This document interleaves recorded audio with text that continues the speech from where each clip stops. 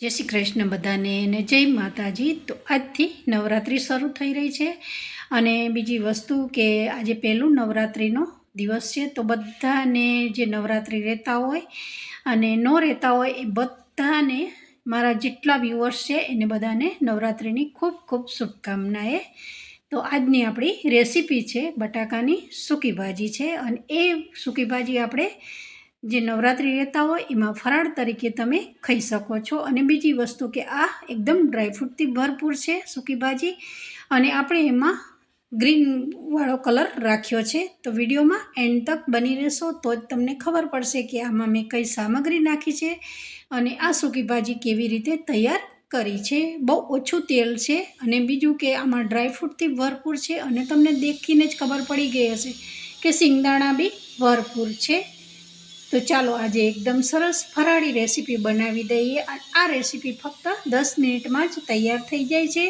आमां बहु वारे लागती नथी। जो तैयार बटेका बाफेला जशे तो लगभग 7 થી 8 मिनिट में ज आ रेसिपी तैयार थई जाय छे। तो विडियो पसंद आवे तो जरूरथी एक लाइक करजो अने बेल आइकन वाळुं बटन छे एने जरूरथी प्रेस करजो। तो जुओ आजनी रेसिपी मारी आ बटाकानी सूकी भाजी व्रतनी तैयार थई गई है। तो हवे आपणे एमां शुं वस्तु पड़े छे ए जोई लईए। एक बटेकું लीधुं छे, थोड़ा लीला दाणा, मीठो લીમડો, 2 લીલા मरचा छे, सिंगदाणा, काजू अने द्राक्ष छे। आटली सामग्री छे पण हजू आपणे थोड़ी घणी सामग्रीनो उमेरो करीशुं। तो विडियो में एंड तक बनी रहेजो। हवे आपणे एक कूकर लीधुं छे कारण के आपणे बटाकाने बाफी अने सूकी भाजीने तैयार करवानी छे। तो हवे आपणे ए बटेका लीधा छे एना 4 पीस कर दईशुं जे झड़पथी एकदम बटाकू बफाई जाय छे। ओछा समय में आपणो गैस बी बळे नहीं एटले 4 पीस करी देवाना छे अने ओछुं पाणी नाखशो तो फटाफट आ बटाका बफाई अने तैयार थई जाय छे अने फक्त 3 सीटी में ज हाई गैस राखशो तो बफाई जशे। हवे आपणे थोड़ीक आपणे ग्रीन वाळो बनाववानुं छे, चटनी जेवुं आपणे पहेला बनाववानुं छे। तो पहेला सौथी पहेला धाणा अने मीठो લીમડો ने पाणी में धोई नाखवानुं छे अने लगभग मैं एक मरचुं लीलुं लीधुं छे। तो आ आपणे भाजी में थोड़ो तीखो टेस्ट छे, गळ्यो छे, खाटो छे अने फ्लेवर तो मीठो લીમડો अने धाणानी तो छे ज। हवे आपणे चटनी बनावता पहेला आपणे एक पेस्ट बनाववानी छे। मतलब चटनी एटले कि थोड़ा 5-7 आपणे सिंगदाणा काचा लीधा छे, एक मरचुं लीधुं छे अने जे धोई अने तैयार कर्युं छे आपणे लीला दाणा अने मीठो લીમડો एने आ रीते ग्राइंडर में नाखी देवानी छे अने पछी आमां तमे 1 કે 2 चमची नाखी अने पीसी शको छो। वधारे नथी पाणी नाखवानुं कारण के जेटલું बने એટલું पाणी तमे ओछुं नाखशो तो आपणे आ भाजी में ग्रीन आपणे कलर लाववानो छे। तो वधारे आ जे भाजी छे बनावीशुं एने जे ग्रीन वाळो पार्ट छे एने वधारे कूक बी नथी करवानो। जो तमे आ पेस्ट ने वधारे तेल में सातळशो तो एनो कलर चेन्ज थई जशे। तो आवी नानी नानी ट्रीक साथे आपणे आ भाजीने सरस तैयार करीशुं। हवे आपणे चटनी बनावता हता त्यां सुधीमां 3 सीटी बी वागी गई थी अने आपणुं आ कूकर बी ठंडू थई गयुं छे। तमे जोई शको छो एकदम सरस बटाका बफाई गया छे। बहु वधारे बी बफाणा नथी अने बहु काचा बी नथी। बस आ टाइपना आपणे बटाकाने जोईए छीए। तो हवे आपणे आ बटेकाने सरस काढी लईशुं अने थोड़ाक ठंडा पड़े एटले एनी छाल आपणे आने काढी लईशुं। तो हवे आपणे एनी छाल काढी लईशुं अने नाना नाना पीस करी दईशुं। जुओ एकदम सरस आपणे हाथ मारता ज एकदम बटाकानी छाल निकળી जाय छे। तो हवे आपणे अहींया तमने मोटा पसंद पीस होय तो तमे मोटा बी राखी शको छो अथवा झीणा झीणा गमे तो तमे नाना बी पीस बनावी शको छो। तो एक बटाकामांथी लगभग 5 થી 7 मैं पीस करी दीधा छे कारण के थोड़ा थोड़ा नाना नाना पीस होय तो खावामां सहेलाई रहे छे। अने आ सूकी भाजी तमे उपवासमां बपोरे लई शको छो। तो आ बपोरे तमे खावाथी तमने पेट एकदम भरेलुं ज लागे छे कारण के आपणे आमां ड्रायफ्रूट नाख्युं छे अने सिंगदाणा नाख्या छे। तो जरूरथी आ रेसिपीने ट्राय करजो।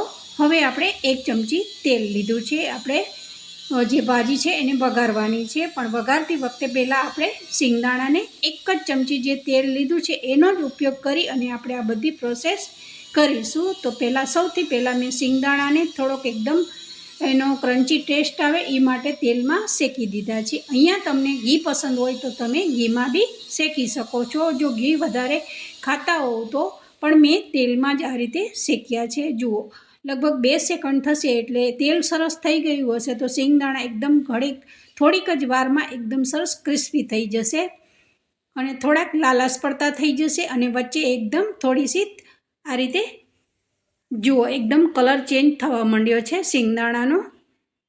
હવે આપણે સિંગદાણા બી શેકાઈ ગયા છે તો એને આ રીતે થોડુંક તેલ નિતારી અને કાઢી લઈશું.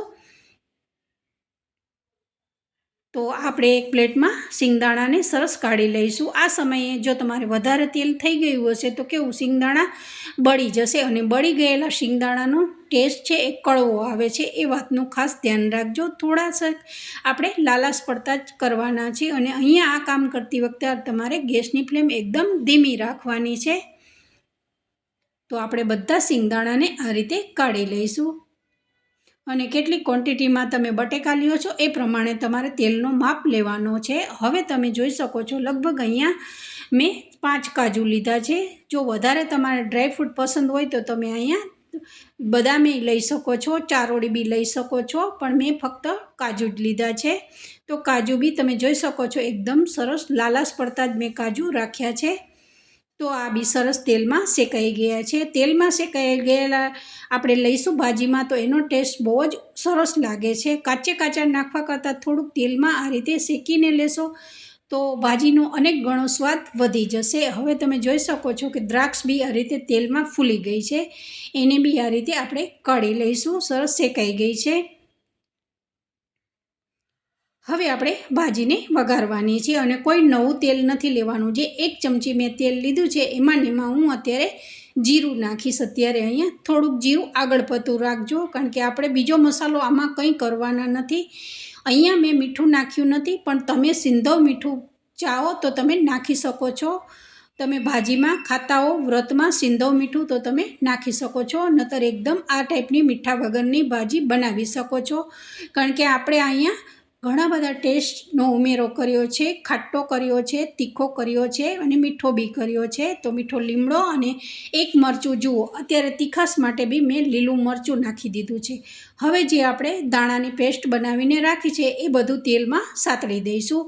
અહીંયા તમારે ખાસ એક વાતનું ધ્યાન રાખવાનું છે કે આ જે આપણે પેસ્ટ બનાવી છે એને વધારે આપણે કૂક નથી કરવાની, કારણ કે વધારે કૂક કરશો તો જે આપણે ગ્રીનવાળો જે કલર જોઈએ છે ભાજીમાં એ નહીં આવે વધારે શેકાઈ જવાથી.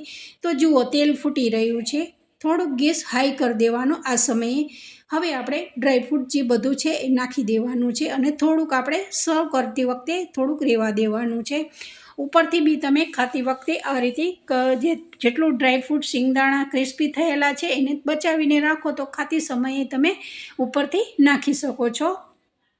હવે આપણે લાસ્ટમાં જે બટાકા છે બાફી અને કાપીને તૈયાર રાખ્યા છે એ નાખી દીધા છે. હવે આ સમયે તમારે બહુ ગેસ વધારે ચાલુ નથી રાખવાનો. બસ બધી વસ્તુ મિક્સ કરી અને ગેસને ફટાફટ બંધ કરી દેવાનો છે, કારણ કે બટાકા સરસ બફાઈ ગયેલા છે અને જે આપણી પેસ્ટ છે એ બી સરસ તેલમાં સતળાઈ ગઈ છે. તો આ આપણો એકદમ સરસ ગ્રીનવાળી જે બટાકાની સૂકી ભાજી તૈયાર થઈ ગઈ છે અને બહુ વધારે તેલ નથી અને બિલકુલ મસાલાથી ભરપૂર છે. અને અત્યારે મેં અડધી ચમચી જેટલી ખાંડ લીધી છે. અહીંયા તમને તમારે વધારે બટાકા હોય તો બધી વસ્તુ તમે વધારે લઈ શકો છો. હવે આપણે આમાં અડધું લીંબુ લીધું છે મેં અત્યારે, પણ એક વાતનું ખાસ ધ્યાન રાખજો કે જે લીંબુ છે એનું બીયું ન આવી જવું જોઈએ. બસ બીયું કાઢી અને આ રીતે તમને ચાહો તો તમે એક ગાળણીમાં બી રસ કાઢી અને આ રીતે નાખી શકો છો, પણ મારે થોડુંક જ લેવાનું હતું એટલે આ ઉપરથી આ રીતે નીચોવી અને અડધું લીંબુ અત્યારે મેં નાખી દીધું છે. તો આ એકદમ ભાજી સૂકી ભાજી ખાટી છે, ગળી છે, તીખી છે અને ગ્રીનવાળી છે. તો બધા ટેસ્ટથી ભરપૂર છે, કલર બી બહુ સરસ છે. તો જરૂરથી આ રેસીપીને ટ્રાય કરજો. તો વ્રત રહેતા હો, નવરાત્રિનો ઉપવાસ કરતા હો તો જરૂરથી આ બપોરના સમયે તમે સૂકી ભાજી ખાઈ શકો છો, કારણ કે આમાં ડ્રાયફ્રૂટથી ભરપૂર છે. તો આવી જ એક રેસીપી સરસ આપણે નવરાત્રિ સ્પેશિયલ આગામી દિવસોમાં હવે જ આ 9 દિવસમાં આપણે ઘણી બધી રેસીપી બનાવીશું, કોઈ મીઠાઈ બી બનાવીશું, કોઈ ફરાળી રેસીપી તૈયાર કરીશું. તો વિડીયો પસંદ આવે તો જરૂરથી એક લાઈક કરજો, બેલ આઇકનવાળું બટન છે એને જરૂરથી પ્રેસ કરજો. તો આજની રેસીપી આપણી આ બટાકાની ગ્રીનવાળી સૂકી ભાજી તૈયાર થઈ ગઈ છે. અને લાસ્ટમાં ઉપરથી મેં અત્યારે જે બચાવીને થોડા સિંગદાણા તળેલા કાજુ રાખ્યા છે એ ઉપરથી આ રીતે સર્વ કર્યા છે. અને ઉપરથી થોડીક મેં આ રીતે જે કાળી દ્રાક્ષ આવે છે એ બી આ સૂકી ભાજીમાં સરસ ટેસ્ટ આવે છે, હોય તો તમે નાખી શકો છો. તો આ રીતે સૂકી ભાજી તૈયાર થઈ ગઈ છે.